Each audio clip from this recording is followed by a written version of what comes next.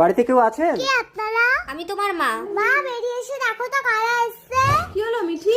হ্যাঁ কে? কি চাই আপনাদের? আমরা মিঠির মা বাবা, মিঠিকে নিতে এসেছি। মিঠি মা তুমি একটু ভেতরে যাও তো। আপনারা এখান থেকে যাবেন না পুলিশ ডাকবো? হ্যাঁ ডাকুন পুলিশকে, আমরাও বলবো আপনার স্ত্রী আমার মেয়েকে চুরি করে এনেছে। দেখুন, আমার স্ত্রীকে গর্ভবতী অবস্থায় রেখে আমি 2015 সালে বিদেশে গেছিলাম। আমার স্ত্রী 10 মাস 10 দিন গর্ভে ধরে মিঠিকে জন্ম দিয়েছে। 2015 সালে ওর যদি জন্ম হয়, ওর বয়স কি এখন 10 বছর? 2020 সালে ওর জন্ম, ওর বয়স এখন 5 বছর। না না, ওর 20 সালেই জন্ম। আরে 20 সালে যদি জন্ম হয়, তোমার পেটে কি মিঠি 5 বছর ছিল? ওই বাচ্চাটা তো নষ্ট হয়ে গেছিল, ওই জন্য তো আমি আবার একটা বাচ্চা নিয়েছিলাম। বাচ্চা নিলে কি করে? 5 বছর তো আমি বিদেশে ছিলাম। মানে দত্তক নিয়েছিলাম। মিথ্যে। সত্যি করে বলো পূজা, মিঠি কার মেয়ে?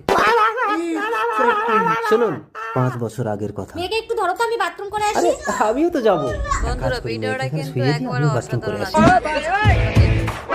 ওই দেখো মেয়েকে কোথায় শুয়ে দিয়ে গেল। দাঁড়াও, মেয়েকে দেখতে লুকিয়ে চাও রেখো, তাহলে আজ আমি ভিডিওটা একটু বেশি মজা বেশি লাইক করে সাবস্ক্রাইব করে দাও, তাহলে ভিডিওর বাকি অংশটা তোমাদের